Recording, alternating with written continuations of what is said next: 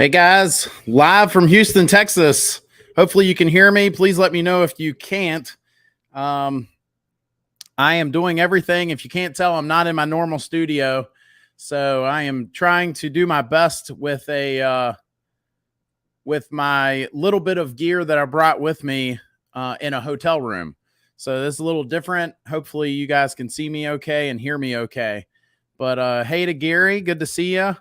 And I do have a few stories I'm going to share tonight. I will say that there are going to be a few things that I'm not going to share tonight. So if you guys ask any questions, I just don't want to be inaccurate. I'm in the middle of the trip. We've been over to the Daikin factory this week for anybody that doesn't know.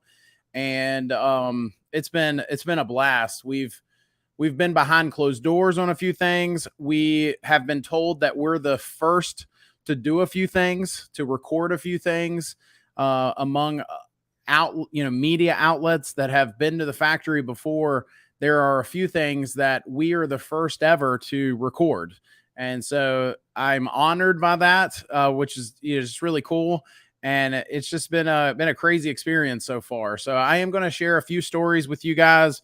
Right now, I'm used to doing our show at 8:30 Eastern, which it's now Central for me, right? I'm in Texas, so it's 7:30 Central time. So still the same time, right, for the show, but it's just a little change for me. So because of that, around 8 o'clock, I'm going to share a few things with you guys from our trip so far here at Daikin.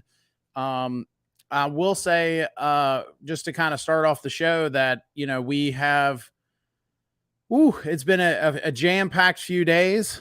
Um, we've we've been going nonstop. We've been in the heat down here with the humidity and the heat index and all that. Up in Virginia, we're seeing 70, 80 degree days, and down here in Texas, we're pushing over 100 degrees. I believe they told me with heat index, it's 108 degrees today, 109 degrees. So hey to Steve, and as Steve says, please hit that like button, and please share it and all that good stuff. But yeah, hitting that like tells YouTube that what we're doing is something good, and so that's the goal here. If you have any heating and air questions, feel free to drop those in the chat. Yeah, I mean, I'm shooting live here from a hotel room here in Houston. And I tell you, I already knew some facts about the Daikin factory. For those of you that don't know, the Daikin factory, it's the largest heating and air manufacturing facility in North America, in the entire continent. And I pushed and I was asking, like, is it the biggest in the world, or where are we with that? And I don't think they want to say anything inaccurate either. So we're not really sure, but we do know that it's the largest heating and air manufacturing facility all under one roof in North America. So it looks like my screen has paused. If you guys could let me know if you can hear me okay. I can't tell from my end, but it does look like my screen has paused. Can you guys see me okay? Oh, no, it says you can't. Okay, if you could wait just a moment, hopefully you guys can hear me okay. I'm going to have to reboot something here. This happened one other time. So, let me just write here. Don't go anywhere.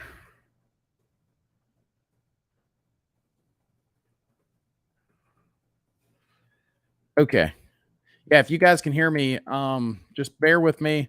I will be right back. I'm just rebooting this thing, so bear with me.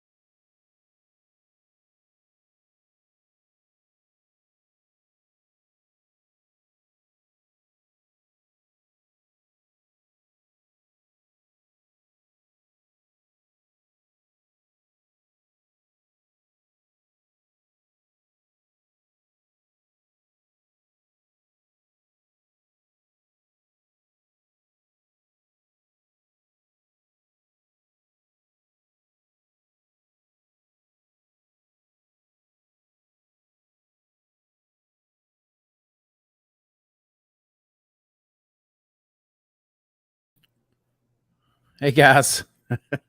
It wouldn't be a live show if we weren't having little technical difficulties, huh? So let's see.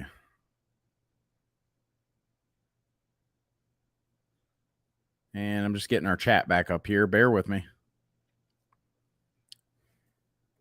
While I'm getting everything back going here, if you're just joining us, I had a little technical difficulties there, and if you have any heating and air questions, please drop those in the chat, and we will get to those. Again, around 8 o'clock, I'm going to share a little bit from our trip, but there are a few things that I'm not going to talk about yet, just because I don't want to be inaccurate.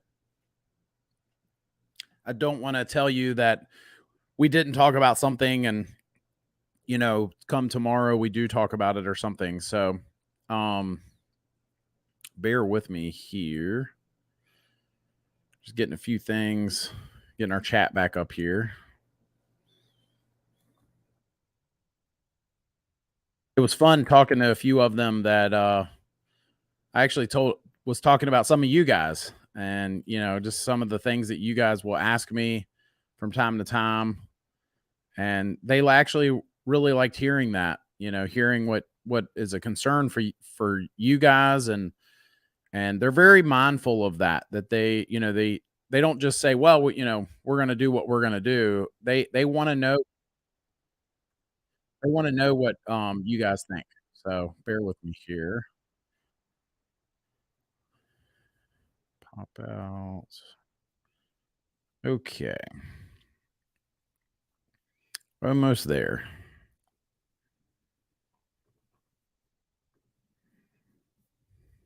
Okay. All right. Yeah. So if you guys have any heat and air questions, please drop those in there. Hey, Gil, good to see you again. And Steve says, yes, they did buy Goodman. I think that was in, don't hold me to the year, but it's coming up on 10 years, I think. I'm wanting to say around 2014 is when they officially acquired Goodman. I could be wrong on that year, but I, uh, it's been just been real eye opening. I can tell you this, and I know that we've got folks on here that maybe you've got a brand preference. Maybe you have a system in your home that's not a Daikin, Goodman, or a Mana, and maybe this doesn't interest you as much. But I will say this: that I met people today that number one, I met people that they really want to make things better. That they are it's an active thing that they are working on, that they are very motivated to try to make changes and make things better. And that is something that I could say about multiple people that we met today, just from having conversations with them. I had a few people asking me questions, what I thought we could do to that the industry itself, but also them as a brand, to make things better for you, the homeowner, not make things easier for them, for Daikin. They want to make things easier and better for the homeowner. And so I thought that was really good. And the other thing that I thought was interesting is the amount of pride that a lot of these folks have. I met people today that they are very proud of where they work. They take a lot of pride is the only word I could think of. They just take a lot of pride in who they work for and the job that they're doing. I met people there that have been there for years. They started out there just thinking this is just a job, this is just a company, and then they fell in love with it. And for me on the outside, as somebody that sells their products, obviously I've got some pride, but this just to see the pride that they have, working there, that was just a lot of fun. So anyway, we've got a question here from Nicholas. Nicholas says, do you try to put vents near windows during renovations or home builds? I think in general, it does depend on the layout of the home, but yes, that is a general rule. Every room is different. Every home is different. And so I will say that there are rooms where if you imagine if you've got the return on one side of the room and you're going to put a vent or two on the other side of the room, it really doesn't matter. And I can't say it doesn't matter, but there are times when we are less worried about where the windows are and more worried about, creating loops of air where the supply and the vent, I mean, the supply and the return are creating almost like a loop there, and removing as much stale air is what I call it, air that air pockets that are not moving. You want to circulate air, whether you're trying to heat or cool the home. And a lot of guys, they will try to get those near things like windows because of the comfort aspect of the home. And obviously, that is also a penetration point. A window is literally a hole in the side of your house, it's a hole in the side of a wall. Of course, it's covered with glass, but it's still a hole there. So, a lot of guys will try to keep their vents and registers near those windows. But there are times when it just may not make sense, for that looping aspect of air circulation. So Steve says most air infiltration is from the outside, so best to supply near the exterior. Yeah, exactly. And so I think as a general rule, the answer is yes to that. But I will say there's exceptions to a lot of rules, right? So Jay, I'm gonna just call you Jay because I don't know how to say. I think it's Jay Misley. Jay Misley Dan. Hey, newly sub question. What is an HVAC? Don't laugh. An HVAC stands for heating, ventilation, and air conditioning. Um, some folks will even go so far as to calling it HVACR, and then that R is refrigeration. So that's what HVAC is.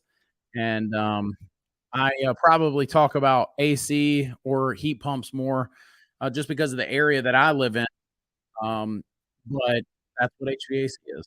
So, Arch, you were one of the people we talked about on my tour today. And again, I'm not going to share everything from today, but I will say that you were somebody that we talked about, and you being out there in Arizona and some of the things that you have been up against. So you did come up in conversation. I will tell you that. Um, so Steve says refrigeration. Yeah. So if you have any heating and air questions, feel free to drop those in there. Again, we're live from Houston. I'm normally in Virginia. That's where I'm from. And we are touring the Daikin factory this week. It's a little surreal. I make these YouTube videos, trying to help some homeowners out, give them a few tips. And somewhere along the way, we have been able to acquire a few of you guys. You've subscribed, and we've gotten a few subscribers. And so because of that, folks like Daikin are letting us maybe go behind a few closed doors and record a few things that, maybe you guys wouldn't have seen any other way. I don't know if it might be a little much to say you never would have seen it, but maybe we're going to give you a quicker way to get to some of these things, right? That's kind of the goal here.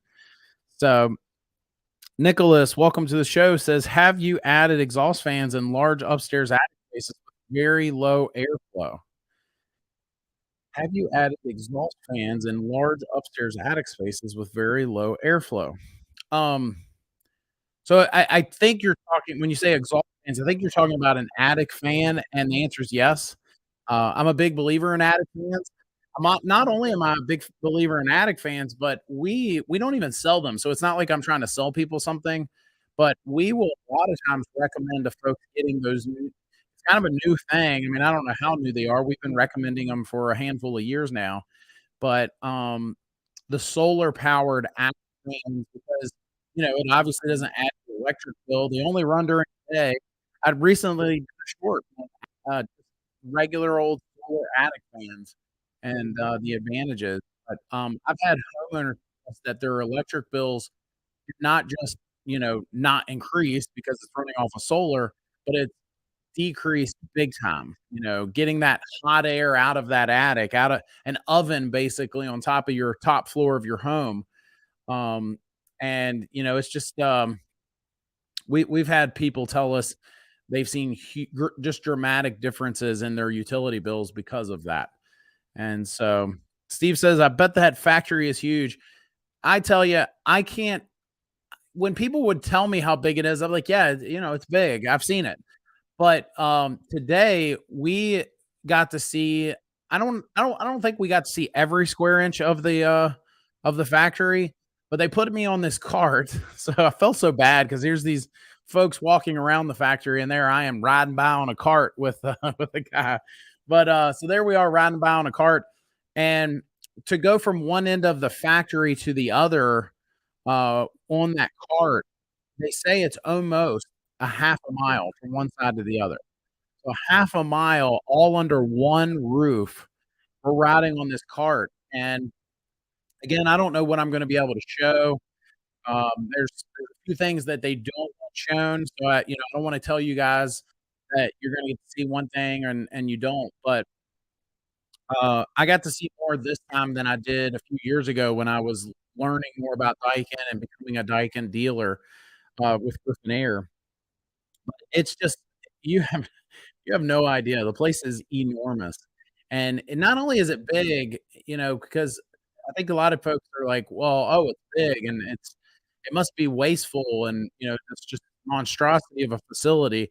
And I think it's the other way around. I think they've done a lot of the things they do to try to be as efficient as possible, very mindful of, their the energy consumption.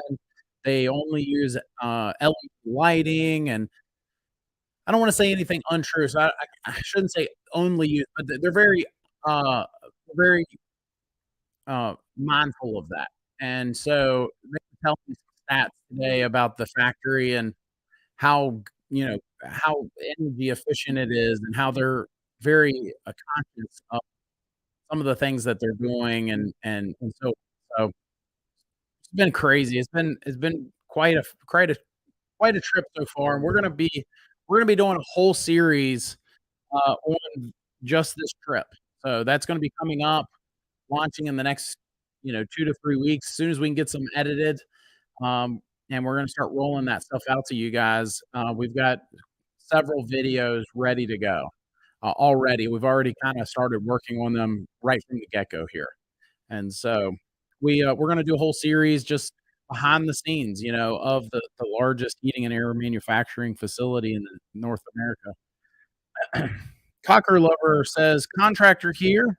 I need to shut down a 12,000 BTU mini split and remove it from the house we are working on. How do I disconnect the head from the compressor safely? Thanks for any suggestions." Um, I mean, I'm not sure. Obviously, you want to reclaim the refrigerant, and then other than that, you're not gonna with mini splits, I don't trap refrigerant. They don't hold very much refrigerant anyway, so I'll usually just do a reclaim and then obviously do a proper installation of the new location. So, I don't hopefully that answers your question.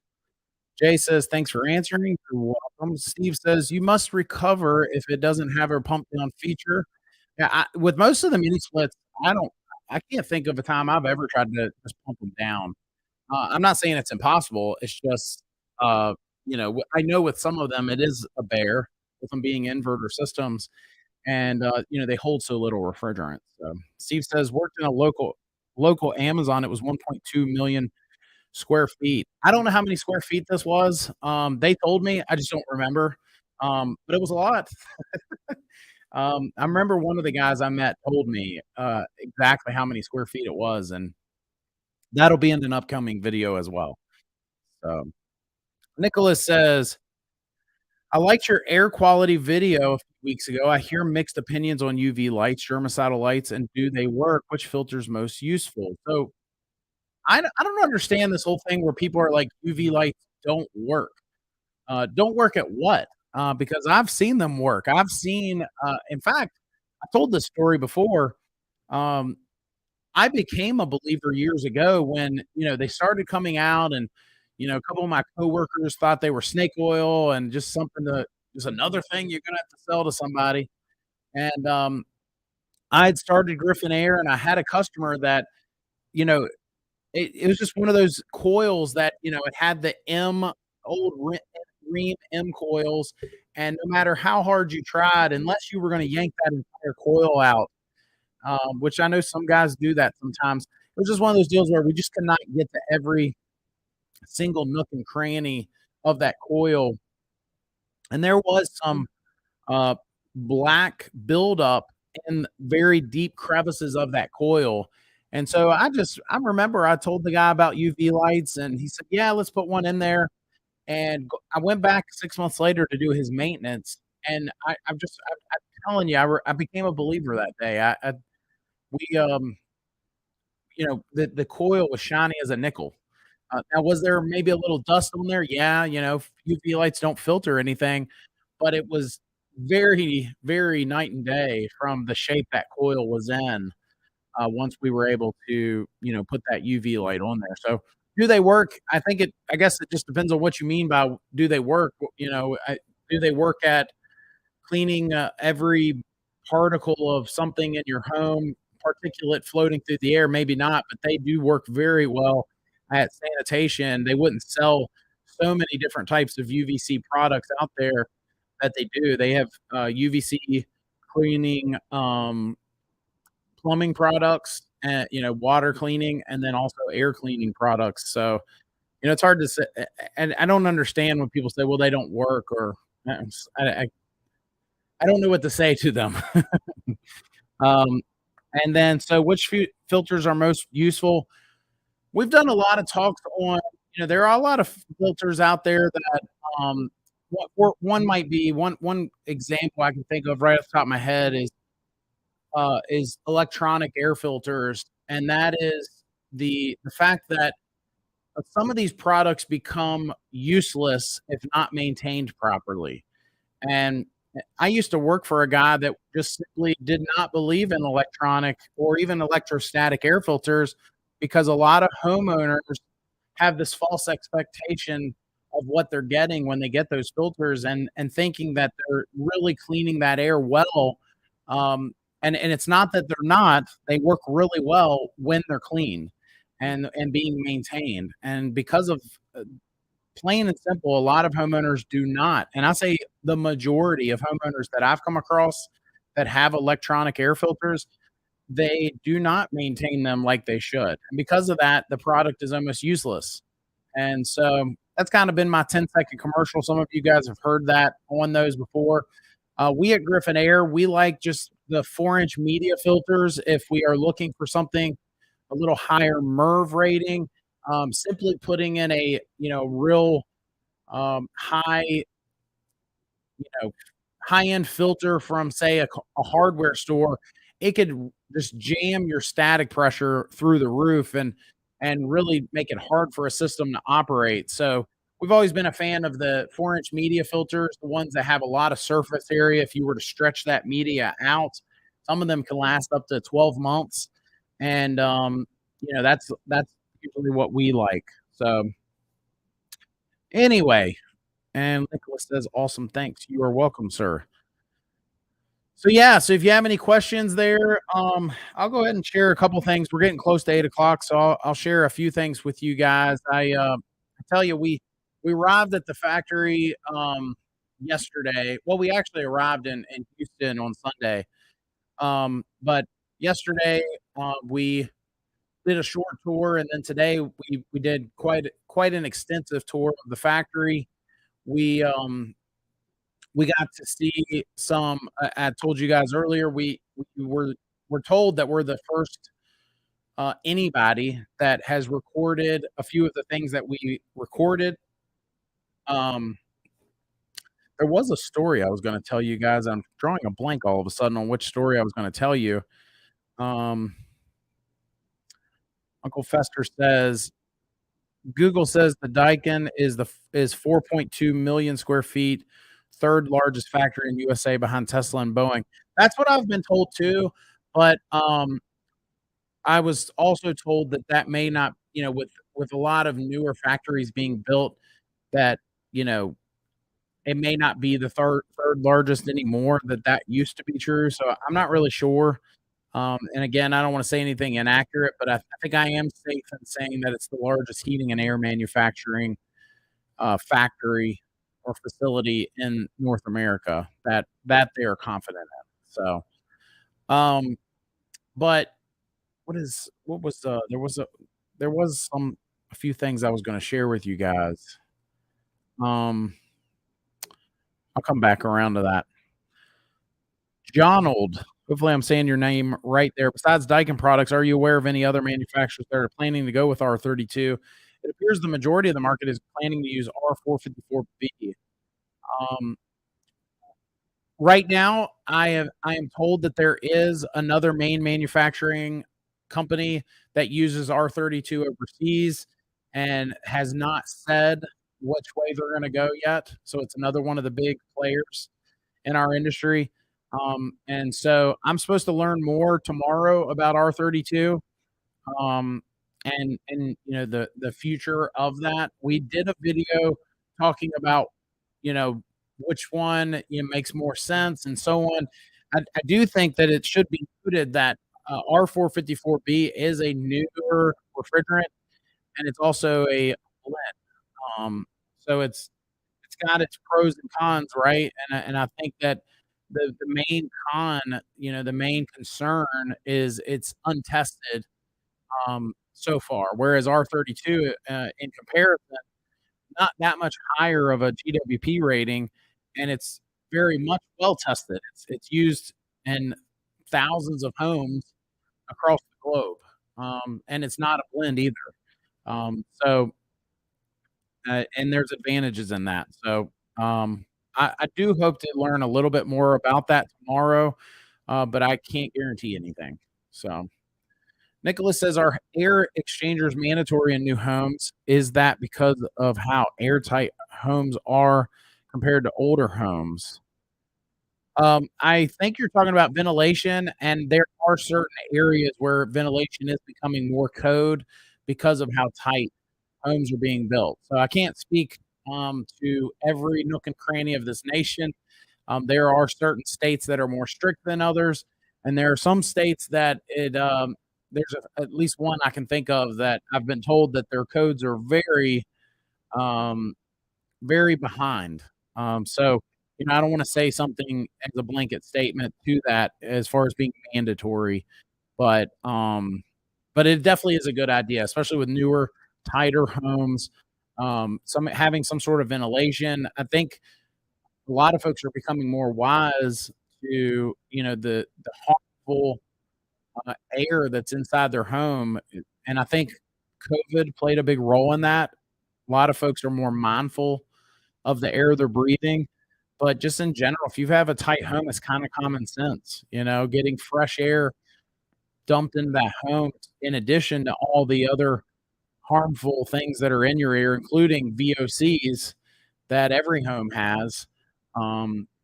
Having that fresh air uh, dilute that bad air.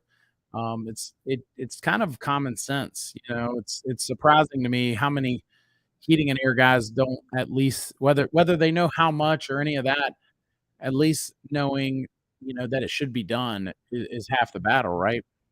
Jay says, who would be the right person to call for an attic insulation with loose wires and all? Uh, so there are companies that specialize in that. So I would recommend, if you don't know just off the top of your head a few insulation companies, I would recommend asking a neighbor is the first place I would start. And then I would also reach out to a few of the big contractors in your area and ask them if they know any insulation companies. They may be able to refer you to having someone else be your guinea pig, having a neighbor that has tried a few companies. If they can't tell you a good company, maybe they can at least tell you a company to stay away from. And then builders are the same way. If you've got a builder that has, if you got a builder that's worked with multiple companies and they say, well, I can't tell you who's good around here. I haven't really found anybody good, but I can tell you to stay away from that company. Don't call them, and I can tell you why. Maybe that'll save you a few headaches there. So, um, that's where I would start is those two places.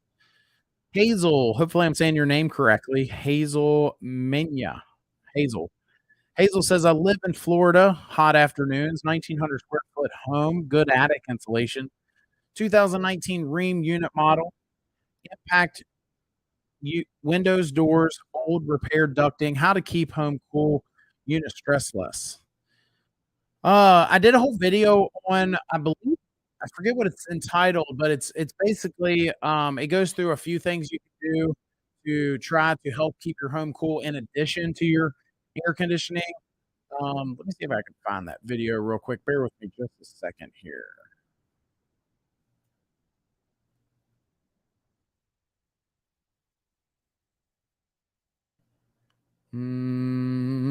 I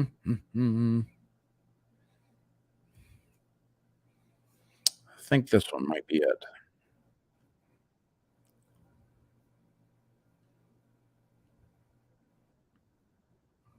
Yeah. So I'm going to put a link to this video in the chat.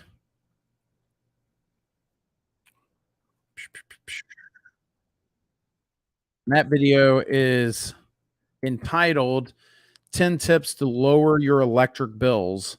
And I talk about in that video a few things other than, your air conditioning system itself that you might be able to, to look at or do to help, lower your bills and also, as you put it perfectly, cool your home and put less stress on that unit, anything you can do to help that. And, one of those, it would be solar attic fans, we've kind of already talked about. And, so in that video, we talk a little bit about solar in addition to a few other things. So check that out. Arch says, "Would you recommend an R32 or R410 mini split? I'm thinking that 410 would be easier to find around here than R32." Arch, uh, I don't know if you're one of the states that R32 is currently available, if you're able to purchase products that are R32. Uh, I know that there are only a few still currently, um, but if you are, can get an R32 system. I do think that the answer to your question is actually gonna be the other way around 2 years from now. 2 to 5 years from now, your comment is, "I'm thinking that 410 would be easier to find around here than R32." That may be true for now, but I do believe 5, 10 years from now, especially, it's gonna be the other way around, I think.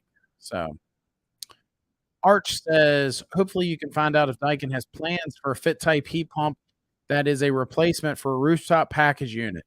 Arch, I can't answer that question right now. I can't answer that question right now. Nicholas says, "Does HVAC usually get installed before plumbing and electrician out of all the substrades? Should it be first?" That's a great question. We actually did a video on this exact topic, Nicholas, probably about maybe a year ago, maybe 2, but probably about a year ago. And, I talked about this exact topic because there are a lot of homeowners that will act as the, contractor themselves. So they'll act like the general contractor and hire subcontractors to do work. And I have been on jobs where they well, let me back up. I've been on jobs where even general contractors have done this incorrectly, in my opinion. And so there is a correct way of going about this, believe it or not. And I think that you might find a few folks that will disagree with me on this.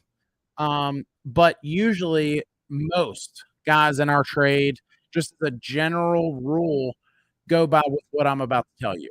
And so the answer to your question, usually, in most houses, exceptions to every rule, but in most houses, it's best for the plumber to come in and do his work first.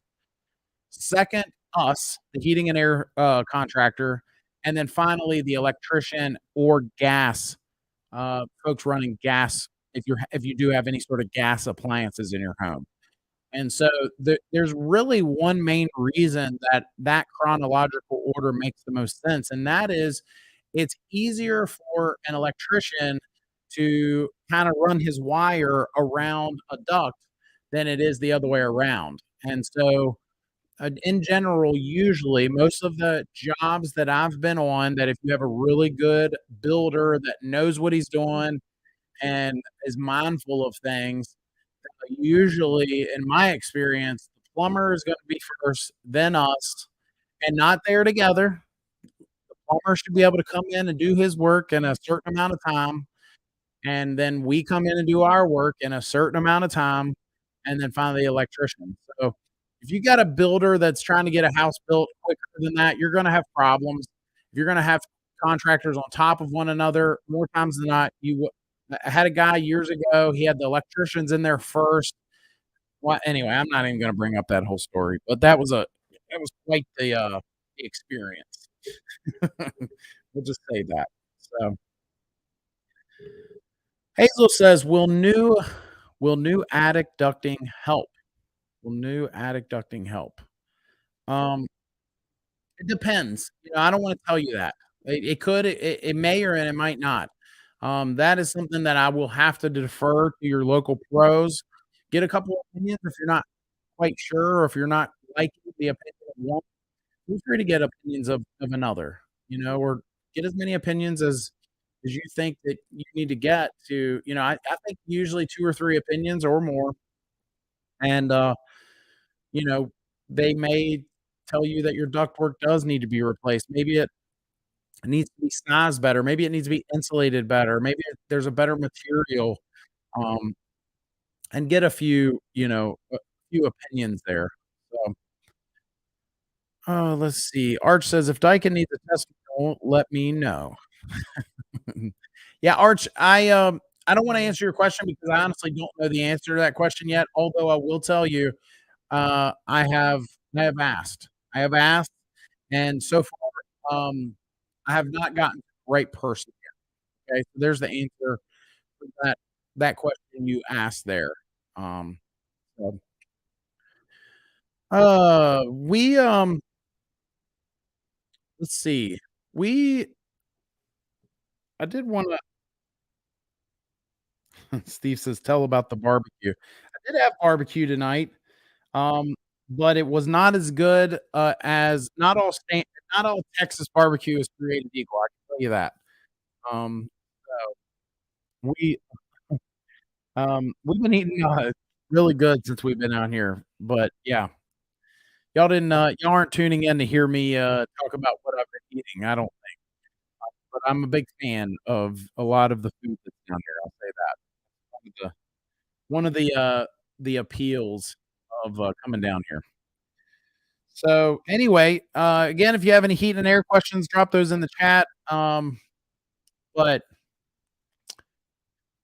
I don't wanna, get into anything that I could get in trouble on, but, I, I'll tell you this, I met with a person today from Daikin, and they are working on a few things, um, that I in my mind are huge, that and it's g everything is good for the homeowner that I have heard. So they are very interested in not just making things better for the homeowner, but figuring out ways to communicate why it's better, right? So it's one thing to say, "Well, we've got this new car and it doesn't run on gas, it doesn't run on electricity, it's not hydrogen. It's this new way and it's way better than everything else." But if you can't figure out a way to communicate that to the end consumer, that it is better, so that's one of the things that they're up against with a few things that they need to be able to make sure that, you know, they are, you know, being transparent about that, and I think that's one of the reasons why they may have even had me down is to talk about some of those things and have a way that, homeowners can learn and be better informed, might be a better way to say that. So, Nicholas says, "Are there any cons to the rebates people are getting for upgrades or just pros?" I mean, I can't think of too many cons. Rebates are always a good thing. Rebates, as long as they're real rebates, legit, um, decreasing of a price, right? Because there is a such thing as sales gimmicks, right? If you've got a company that runs their price up $1,000 and then gives you $1,000 rebate, did you really get any savings there? And obviously the answer is no. So, bear with me. Um, so yeah, so I mean, I'm just thinking about some of the rebates that we offer with our company. They are instant rebates. They're not a mail this in, right? I don't know if they even still do that anymore, but I remember years ago they would have these cell phones you would get, and you'd get a $300 rebate, and then you would mail it in to get your $300 back, and then, of course, you'd either never hear back from them or, whatever. But, no, the rebates we offer are instant rebates, and the reason they're offered as a rebate is because they are a legit rebate that may or may not expire at some point, and so, it's just always something you have to keep in mind. Brian's a field piece or Testo probes. I'm a field piece guy, if that's what you're asking. You may disagree, Brian, but, I'm I'm I'm adding to my, collection of field piece stuff because I've got that app that I can just put all the tools in there at one time and see everything going on real time. So, Bruce says, "Josh, is taking only ductless units or is it central AC as well?" Is taking only ductless units, or is it central AC as well? Can you tell me a little bit more about the central AC units they sell? Or if you're talking about Daikin, the factory that I went to is mostly, non-ductless, although they do make VRV systems there. So the Houston plant is mostly heat pumps, air conditioning units, they're Daikin Fit inverter systems, furnaces, and then, VRV stuff, and even some light commercial stuff is made in that factory. And so, can I tell you a little bit more about central AC units they sell? Um, check out their website. They have, some really good warranties on a lot of their products. That's why we sell them. But unfortunately, you gotta make sure you have a good dealer in your area, and that is something they're also working on is trying to expand to other new areas. I did bring up how some of you guys have said finding a good Daikin dealer in your area has been a little bit of a challenge, and I think they are working on that. F Obviously, the first step to that process is having a good supplier in that area, and then also, going from there, finding some good contractors to install the products and take care of the homeowners. So, other than that, they're leading the way with, a lot of their inverter technology systems. The Fit is pretty, cutting edge in some of its capabilities. The Daikin One ecosystem, if you don't know what that is, look that up.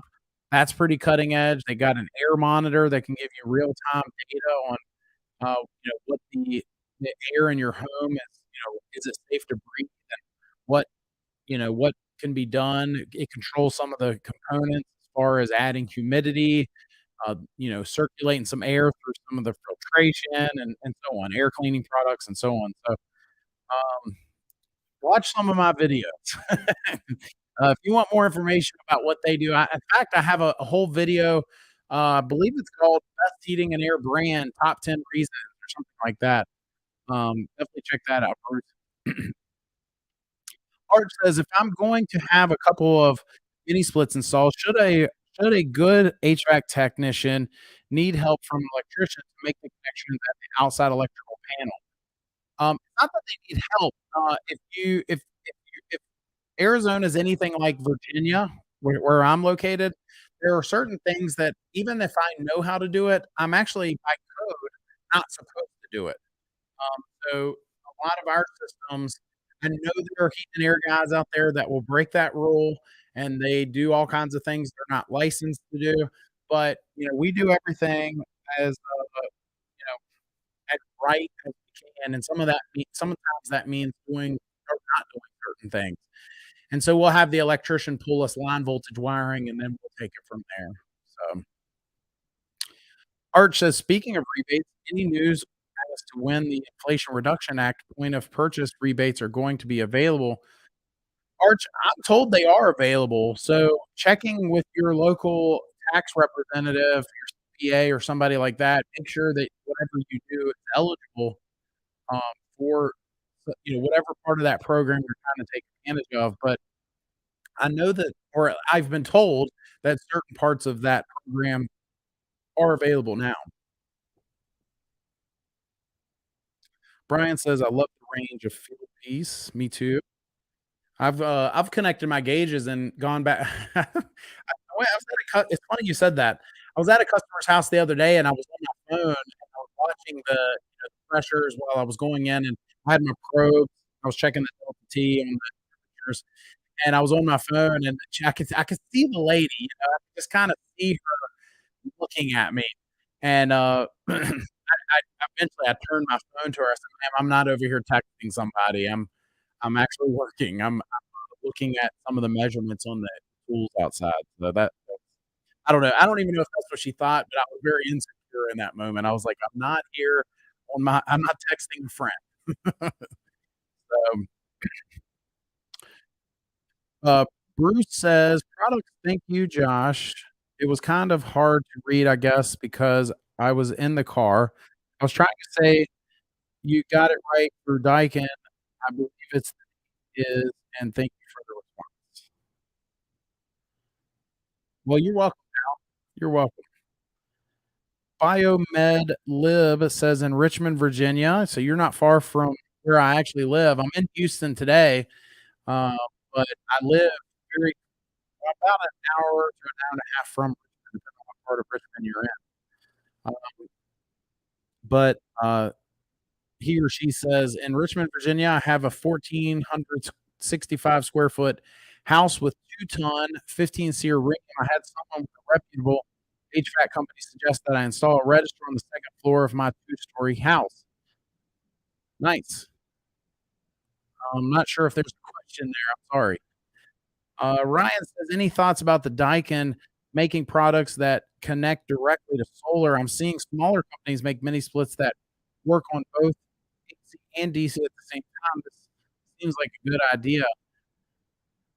Um, Ryan, send me what you're talking about because I don't know of anybody that is specifically, at least any of the big companies that are specifically making products that are meant directly to solar. Now, I don't know if that means that the solar panels are being, because they have some sort of ATS, automatic transfer switch, and then the products are linked to whether it's a panel or sub panel or whatever.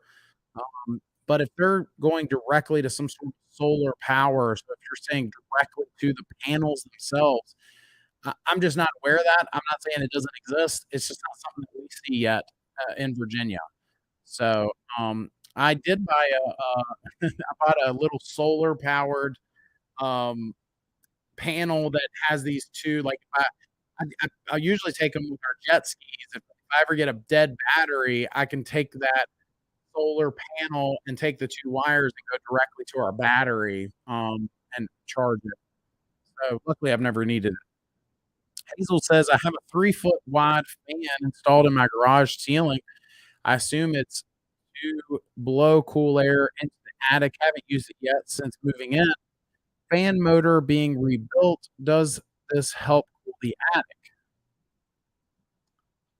Usually, if you're talking about what we call like a whole house fan, so years ago when houses didn't have air conditioning, they would take these fans and install them towards the middle of the house, and we have customers to this day that still have them.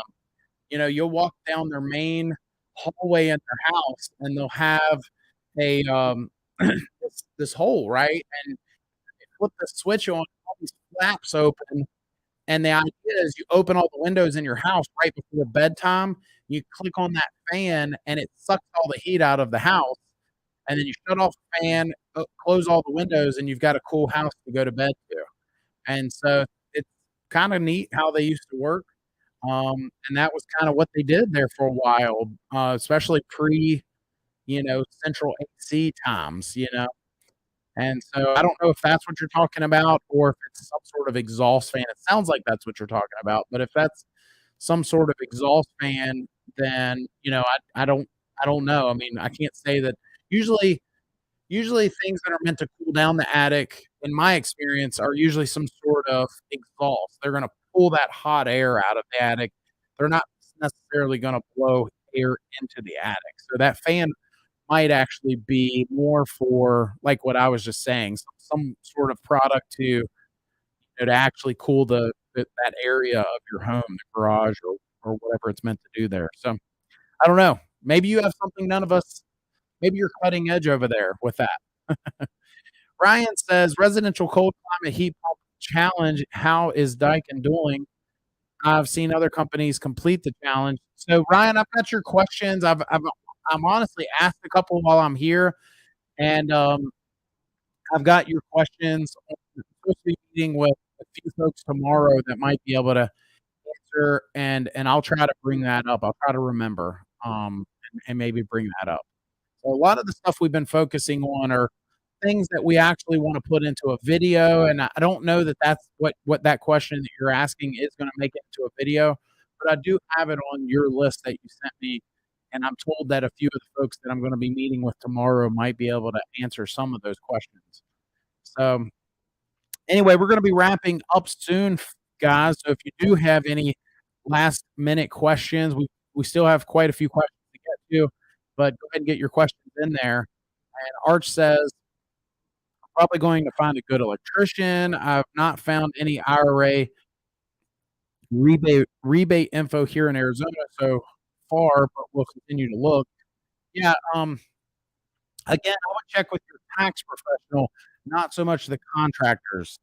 The contractors, just may simply not know about it. They're not tax pros. So I would go directly to whoever does your taxes, or find someone that, knows about that, and then they can give you guidelines on what you need to do and what products you need to stay towards, um, before go spending a lot of money, you know. Ryan says, in 10 years, do you see any non-inverter systems being offered? 10 years, maybe, but I think it's coming. It is coming, but there will come a day. We're one of the only nations left in the world that still likes our gas guzzling cars and ducted non-inverter systems. And so I think there will come a day that that is not the case. I think that we could be there now if folks like, because Daikin is working on doing solutions for homeowners to be able to get a nice, efficient, quiet inverter communicating system like the Daikin Fit at a budget-friendly price. In some cases, you can some of the rebates and other programs you can get Fit for the same price, or at least not much more than a single stage 16 SEER system. And so I've actually experienced that myself. So I'm not just saying that, I've actually experienced that. Ryan says Linux did it. It only powered the condenser fan. Interesting. I assume you're talking about the solar. Dan, welcome to the show. I don't think I've seen your name before, so welcome. Good evening to you. My Train XR11 AC unit goes through a normal cycle, then turns back on immediately for a few seconds. It has always done it. It's that normal operation. Weird. So it goes through a normal cycle, and it turns back on immediately. I think the answer to your question is it sounds a little out of the ordinary. And it makes me wonder, I don't know. It almost makes me wonder if there's something why, like for example, there is something called an extended fan runtime. So, and I don't think that's what you're saying here, but bear with me here. There is something called an extended fan runtime where if a system reaches temperature and the outdoor unit say shuts off. So if you're in AC mode, it shuts off, it reaches temperature, and then that extended fan runtime still continues to run that blower motor inside for a little bit longer. And there's reasons you would do that, and heating and cooling mode. But what you're describing does sound out of the ordinary, and honestly, it could be hard on some of your components, especially if you have a single stage compressor. It is not meant to shut off and then immediately be turned back on so quickly. So if it's doing that, you're saying it's done that for a long time. So I don't wish any bad things on your system, but I can tell you that that could spell for disaster, at least in certain situations. So just be aware of that. Gary says, Josh, Here's one for you. What HVAC system is in your room? Heat, AC, pump, unit, under window unit. Well, Gary, I'm not sure exactly what you're asking there, but I will tell you that in my house, I've got a Goodman system that was there when I bought the house for upstairs, and so that will be probably replaced with a Daikin fit at some point when that system goes kaput. And the other system in my house is we installed it before we were a Daikin dealer, and we were selling Bosch at the time, and it's a Bosch unit. So we put a Bosch in our house, the downstairs, and I don't hate it. I do wish I would have gotten a Daikin fit now, a communicating inverter system. Um, but I mean, it does fine. I've only had one issue with it since I installed it. But since then, and it's been in there for, we take care of it, but I think we've had it in there for over 5 years now, 5, 6 years. It's been in there. So Ryan says, I said smaller companies. Brian says 3 cells. Sorry, guys. I'm just trying to catch up here. Ryan says EG4 is a large player in the DIY solar business. They started with backup batteries. Arch says, sounds like a fan like that would be great for Arizona to get the heat out of the house. We have a flat roof and no attic. Yeah, I mean, I don't know how cool it gets in the evenings there in Arizona. I've always thought of Arizona being this hot place. Even in the northern parts of Arizona, I still, us guys out in Virginia, we still think it's just so hot out there. But if you have an area that cools down, they do they do work in some houses. So Brian says the Linux unsource. I'll have to look more into that. Bob says I'm having a hard time listening to you. Sounds like I listening to shortwave fading in and out.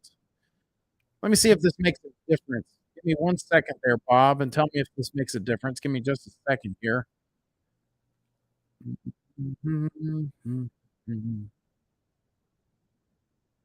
You guys tell me if this makes any difference here. Right? So this is what I was doing. And now tell me if this made any sort of difference. Let me know if that made a difference and if it's any better. You probably hear some background noise more now, but maybe my voice sounds better. Just let me know, Bob. Ryan says, nice. Look forward to videos coming soon. Brian says, I think last year Fed rebate was $2,000. Hazel says, you are extremely knowledgeable. I appreciate you taking the time to answer our questions in detail and offer your opinions, subscribing, and we'll be in touch another day. Good night from Florida. Thanks, Hazel. I appreciate the kind words. Brian says 30 SEER 100% solar unit. That's impressive. Very impressive. Hazel says the sound is better now. Okay, good. Good. Sorry, guys. I will keep that in mind in the future. Dan says it's hooked to an Ecobee light thermostat. Arch says I talked to a tax preparer, but he was only familiar with the tax credit, but not the IRA government rebates that are supposed to be offered when you purchase the new heat pump. Get another opinion. I mean, the Inflation Reduction Act it's out there. It's not like, you could Google it. So, Dan says, yeah, that's what that is what is worrying me. Thanks. Gary says, haha, too funny, Josh. I meant your hotel room. Biomed Lib says, is placing a register on the second floor going to solve the problem of cold downstairs and hot upstairs? I never heard of this approach. Check out my video, Biomed Lib. I did a video. Let me see if I can find it here real quick.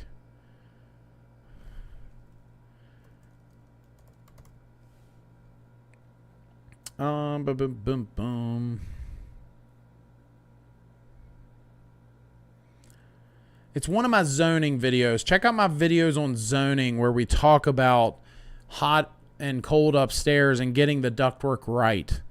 I'll give you a quick snapshot of that video, but definitely watch that video. Ultimately, let's say that does fix your problem. I'm not saying the contractor is wrong, But if he were to run another register and install it upstairs, heat still rises in the wintertime. And so, you know, if you dump more cool air now up there, it may solve your problem for now. But then come the wintertime and heat still rises, you now have more hot air being dumped up there. So you might have a zoning issue, not so much a ductwork issue. It just depends. So just keep that in mind. I checked out that video. I go through some different scenarios, and it's a couple zoning videos out there that I've done. So maybe you might have to watch two. I'm not, but it's the video I talk about whether it's a zoning or a ductwork issue. So check that out. Arch says it cools off at night, but you can have a lot of heat inside if the AC isn't running. Talking about Arizona weather. Dan says it's the wireless connection dropping packets. Sound is better. What did you change, Josh? I use StreamYard and I cut off the noise cancellation is what I did for the sound. Hub Jeep says, and I don't think I've seen your name on our show before, Hub Jeep, so welcome to the show. I replaced my old 3-ton central AC with a 4-ton Bosch unit, heat in the winter, but it isn't removing the humidity as well as the old system. I thought it could run at a slow speed like a mini split.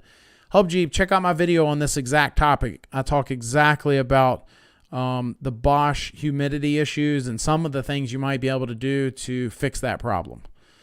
Bob says it definitely sounds better now. Thank you. Thank you, Bob. Hub Jeep says, I'm in New York, by the way, Long Island. Is there a way to run the unit at a low speed? There is a way to slow that speed, and there's a way you can manipulate the refrigerant. There's also a dip switch you can turn on to make the coil colder.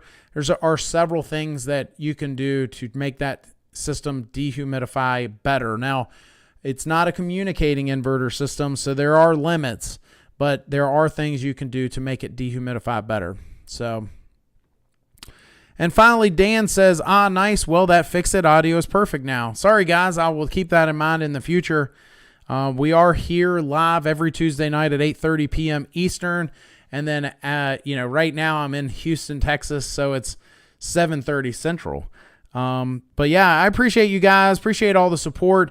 Again, we are going to be doing some videos coming up soon on the trip here that we are currently on, touring the largest heating and air manufacturing facility in the nation.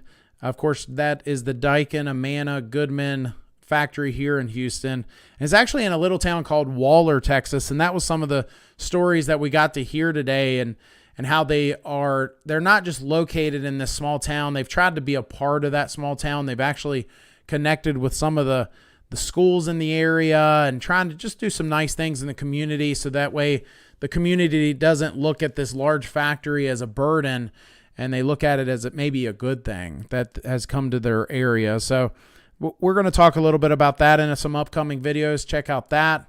And again, we're going to wrap up in just a second. So we got two more questions we're going to answer here, and we're going to be done. So if you add any more questions after these two questions, unfortunately, you're going to have to wait till next week. So Arch says, you mentioned that a 4-ton could be adjusted. We have a 3.5-ton rooftop unit, but new 2-stage Daikin package units aren't available in a 3.5-ton. You might have to go up to a 4-ton and just adjust the airspeed, Arch. So it doesn't mean that you can't still do the system.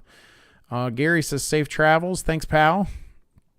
All for Wheels says, airflow was weak in a Daikin installed last week in my home by a contractor just 45 minutes south of you in North Carolina. I found they didn't hook up the yellow wire from the T-stat to the air handler. I am so sorry to hear that.